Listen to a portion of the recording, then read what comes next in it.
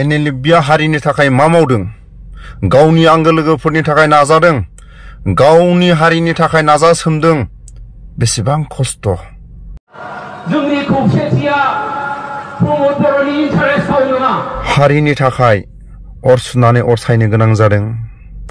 Nlfb गावनि थाखाय, गावनि पार्सनेल नाङाखै, गावनि आंगो लोगोफोरनि थाखाय आबसुनि सोमावसारनाय, बिलटिनि सोमावसारनाय, एनडिएफबिनि सोमावसारनाय दिनैसिमबो कर्ट कासारि सोरांबानो थारिखआव नुजानांगौ।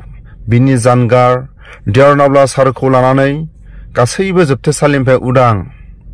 Nlfb दाय मावाखै, गावनि आंगो लोगोफोरनि थाखाय उदां।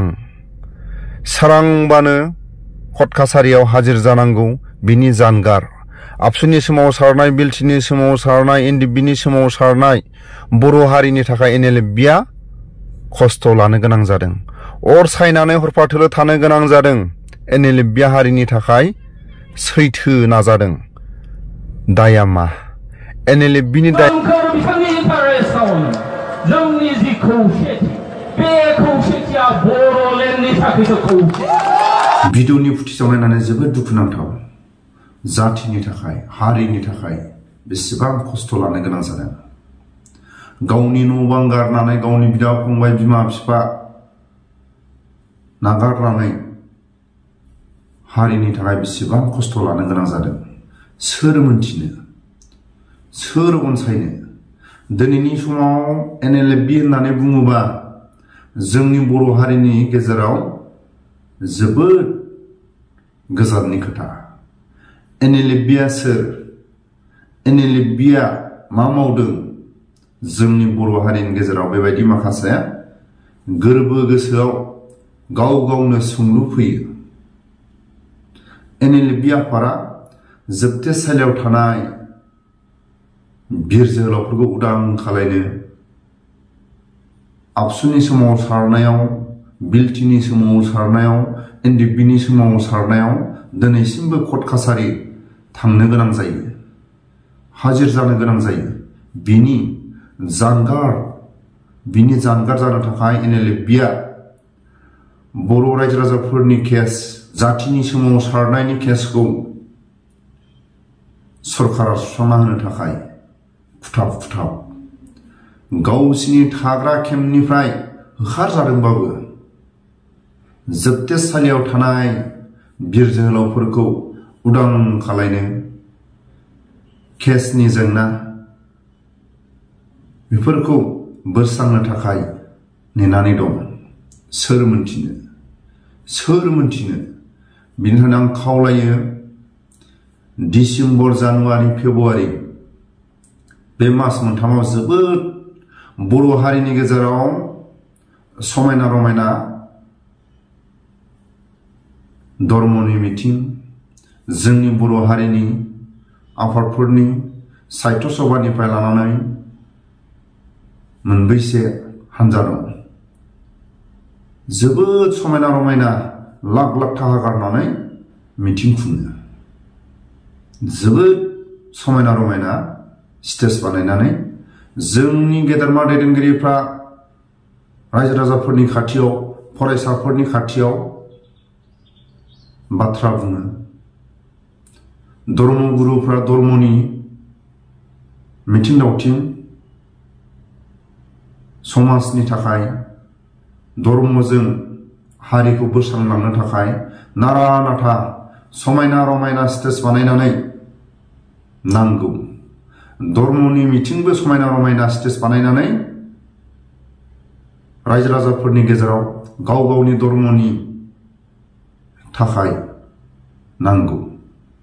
आरो जोंनि बर' हारिनि मोनफ्रोमबो आफादनि मेल मिथिंखौ नांगौ।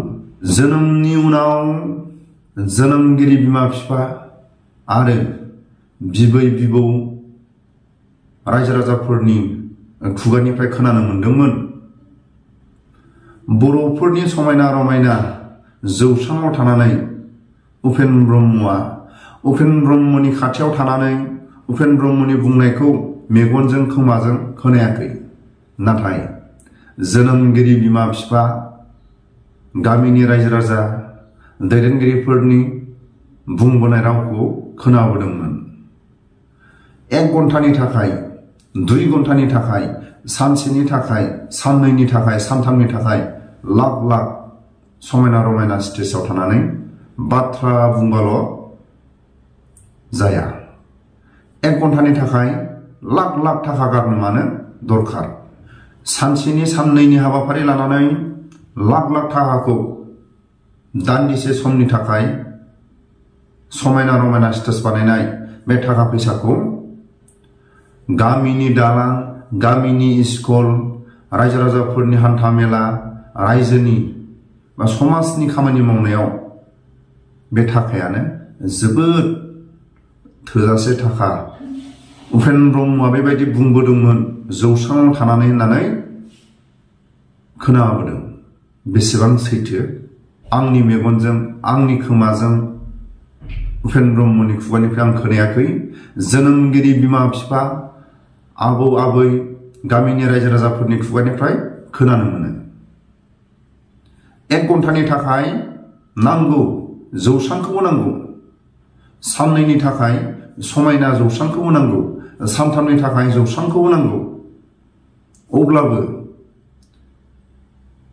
जेरैबायदि जौस्रांखौ साजायनानै सानसेनि थाखाय, 1 घन्टानि थाखाय साजायफबनानै लाख लाख थाखा गारनाया हारिया बेसेबां जौगागोन? बे थाखा फैसाजों फिक्स 10 लाखनि थाखाय 20 बोसोर, 30 बोसोर, 50 बोसोरनि थाखाय मोनसे जिरायसालि मावनानै लानो हायो। अबेबा हान्था मेला दालां 5 लाखनि थाखाय दालां बानायना लानो हायो। बेबायदि उपेन्द्र ब्रह्मआ खुथाब खुथाब रायजो राजाफोरखौ बुंबोदोंमोन, खावलायबोदोंमोन। दान्दिसेनि थाखाय समायना रमायना स्टेज बानायनानै हारिया बेसेबां जौगागोन बेखौ रायजो राजाफोरनि खाथियाव गिबिसिन जौस्राङाव थानानै जौस्रांनि खोथाखौसो खावलायगोरोमोन होननानै उपेन्द्र ब्रह्मनि बुंनाय रावखौ बेसेबां सैथो रायजो राजाफोरनि खुगानिफ्राय खोनानो मोनो। आरो लोगोसे डियार नवला सारा सानसे समाव जोंनि साखाथियाव, जोंनि मेगनाव, जोंनि खोमायाव साखाथियाव जिरायनानै बाथ्रा फोरमायबोदोंमोन। बर'फोरनि आन्दालना सोरखौ माहाजोन खालायदों? दिल्लीयाव थाङोबाबो गुबुन हारिनि हटेलाव जानो गोनां जायो। दिल्लीनि दखानदारिफ्रा बर'फोरखौ फन हरो, खबर लायो, बर'फोरनि आन्दालना माला जागोन। गुवाहाटीनि दखानदारिफ्रा खबर लायो, फन हरो।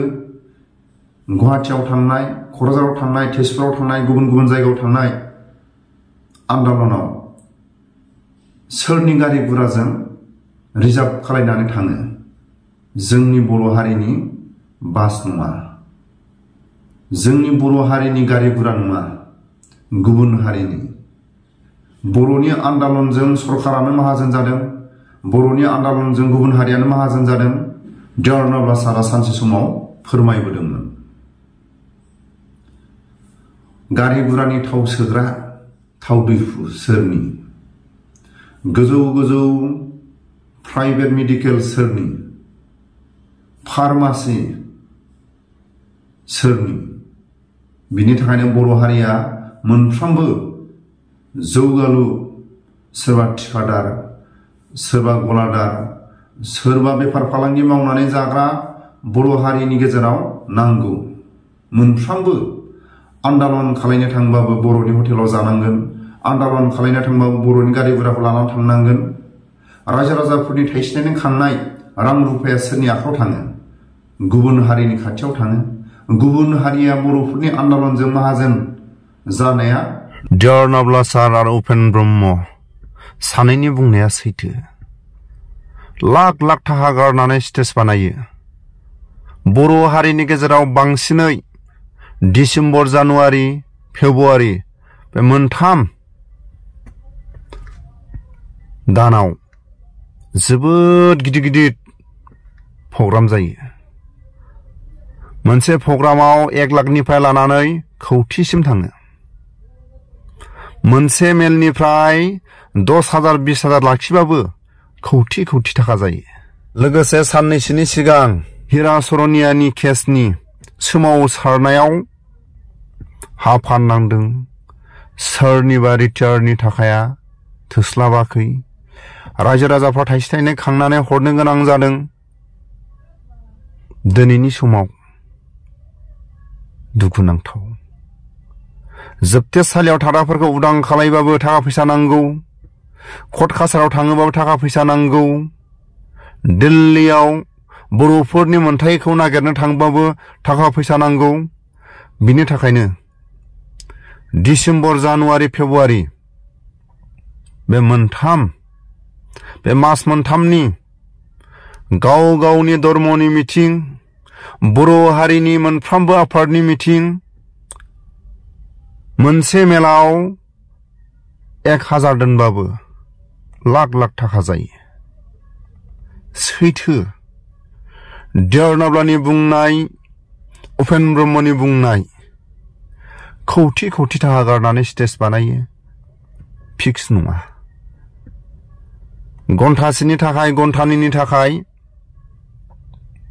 सप्तासेनि थाखाय नङा, साननै सानथामनि थाखाय कौटि स्टेजनि मुङाव थाखा गारो। बेसेबां गनायथाव। जोबथेसालिनि जोहोलावफोरखौ उदां खालायनो थाङोबाबो थाखा फैसा नांगौ। बिमा बिफाया जोबथेसालियाव थानायफोरखौ नायनो थांबाबो थाखा फैसा नांगौ। मुंख्लं नखरफोरखौ बिथांमोननि मुंख्लं सानखौ फालिनो थांनायावबो थाखा फैसा नांगौ। सैथो देरनाब्ला सारा फोरमायबोदोंमोन। उपेन ब्रह्मनि बुंनाय, देरनाब्लानि बुंनाय खोथाया सानैनाबो एसे गोरोबो। जाय मानसिया ट्राइबेलनि सनानि सियाराव जिरायनानै दं, बेखौ लाबोफिननो थाखाय जाय गेदेरमा हिराचरनियानि सायाव जायफोर हर सान केस गेलेनो गोनां जादों, जाय गेदेरमा दैदेनगिरिफ्रा साननैसोनि सिगां फोरमायलांदोंमोन, बुंदोंमोन, माखासे केस गेलेनायाव मालाबा रिटायारनि फैसाया थोस्लाबा, मालाबा गाव गावनि खांलायनाय थाखा फैसाया थोस्लाबा, मालाबा सोरबा हा फाननांदों। आरो बे ट्राइबेलनि बर' हारिनि जाय मानसिया सनानि गादियाव दं, बे सनानि गादिखौ लाबोफिननो थाखाय आरो दिल्लीयाव खामानि दंबावो। बे दिल्लीयाव मावनांगौ खामानिफोरखौ थांनायाव सानसेनिल' नङा, थाखा फैसानि माखासे गोनांथि जाबावनो हागौ। बे सनानि सियारखौ लाबोफिननो थाखाय दिल्लीयाव मावनांगौ खामानि दंबावो होननानै गेदेरमा सारमोनहा फोरमायलांदों। दिनैनि समाव बर' हारिनि गेजेराव गावजों गाव खोथाफोरखौ बारा ओरैनिखौ ओरै, ओरैनिखौ हरै बेबायदि बुंलायालासिनो खामानि मावनायाव मुखुब जानाया मोजांसिन होननानै सानो जों।